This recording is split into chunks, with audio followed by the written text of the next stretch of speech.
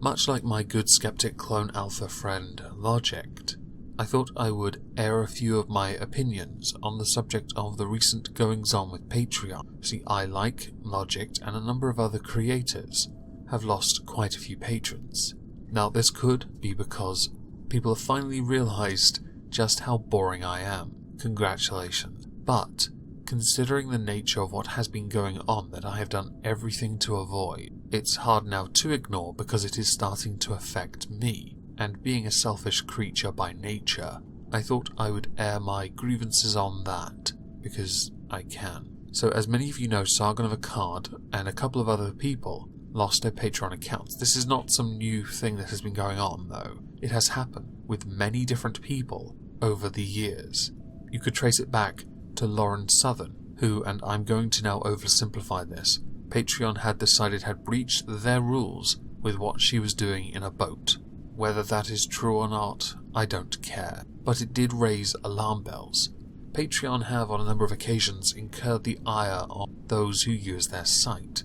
Last time it was because they weren't going to charge the fees from the donations, but instead add a fee on top of the donations, which then led to the appearance of Maker Support, which crashed because of Stripe and PayPal. You still owe me money, Maker Support. The more recent problems have led to a number of people going to a place called Subscribe Star. Now, I know very little about it. I did create a page, but I never promoted it. Some of the terms seemed a bit, and as is to be expected, PayPal decided to pull the plug, so Subscribe Star is going through a bit of a transition period. This has happened with many alternative platforms to other things. BitChute has suffered. I'm a donor to their site, but unfortunately I can't right now because of PayPal issues. Gab had similar issues too. All this is quite annoying. With Sargon of Akkad though, and he made a number of videos on it, he showed that he did not break their rules. He showed them in their own rules where they think that he broke the rules, but also showed how he did not break their rules.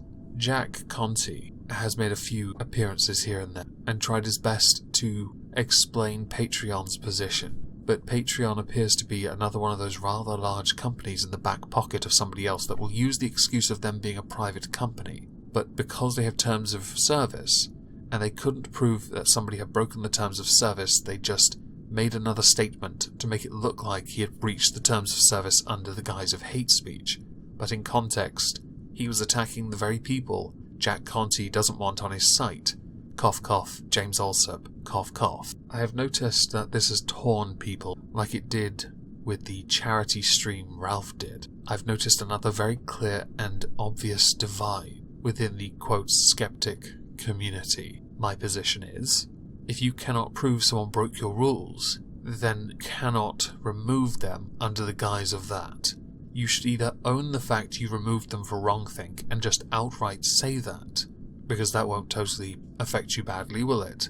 I mean, it's not like there are other people exploring other avenues and considering removing themselves from your site, like Jordan Peterson, who pulls in a phenomenal amount of money, and Dave Rubin, another person that pulls in a phenomenal amount of money. I mean, that's not going to affect you in the long run, is it? The Patreon model is surely going to live forever, right? Do I need my sarcasm sign for this? You can either own it, like I said, or you can then prove how he violated your terms, which you claim to have done with your recent statement, which I think we should now address. This comes from Patreon HQ, and is titled Hate Speech on Patreon by Jacqueline Hart. Some creators and patrons have questions regarding our removal of Sargon of Akkad for hate speech.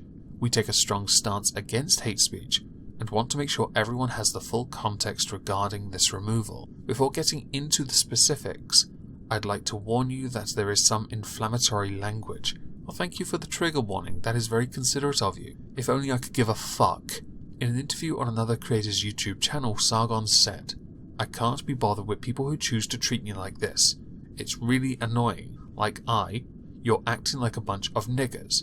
Just so you know, you act like white niggers. Exactly how you describe black people acting is the impression I get dealing with the alt-right. I'm just not in the mood to deal with this kind of disrespect. Look, you carry on, but don't expect me to have a debate with one of your faggots. Like, why would I bother? Maybe you're just acting like a nigger, mate. Have you considered that? do you think white people act like this? White people are meant to be polite and respectful to one another, and you guys can't act like white people. It's really amazing to me. Am I going to now lose my Patreon account because in context I was reading what you put there and filled in the blanks that you were too fucking pussy to actually just leave in there? Everyone knows what Sargon says, and we all know the context. We know the context because we actually think it matters. Personally, based on your own rules, this was said on somebody else's channel and he didn't use it to monetize on his Patreon or charge his patrons for it. Therefore, based on your rules, you actually don't have a leg to stand on. But we all know that the terms of service did change because you were trying to implement something where people would be guilty if they said something on another platform, which is not too unheard of for other sites to do. I believe Twitch is also guilty of this. It is not a position I support personally. I think if they don't break the terms of service on your site, and the terms of service allow someone to be free on other sites to do what they want, as long as they're not using that to monetize through your site, as in charge those who donate through your site for people who use another site. So if it's in the context of YouTube and they say it on their channel in their content, then you have a point about hate speech. But then again, I don't really care much for hate speech in the first place, so I think it's not as solid as you think. I think leg to stand on, you don't really have one. This does look like a witch hunt, and I'll be honest, this is another one to add to the many, many events that have happened over the last 12 months that cement the belief that big business, and yourself who are in the back pockets of big business like PayPal, are working together or colluding to get people off your sites on the grounds of wrongthing. Considering Sargon of Akkad's pull, considering how much money he was making from you, and by extension how much you were making from him, this is quite a hit. Quite a hefty financial hit, no less. So let's go back to this little blog.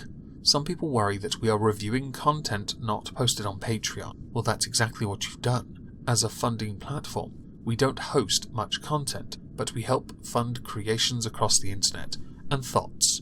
You claim also not to host porn, but people post their little premium Snapchats there. I don't see you stopping that. But we help fund creations across the internet. As a result, we review creations posted on other platforms that are funded through Patreon. Sargon is well known for his collaborations with other creators. I don't know if a live stream is a collaboration. I don't think that is.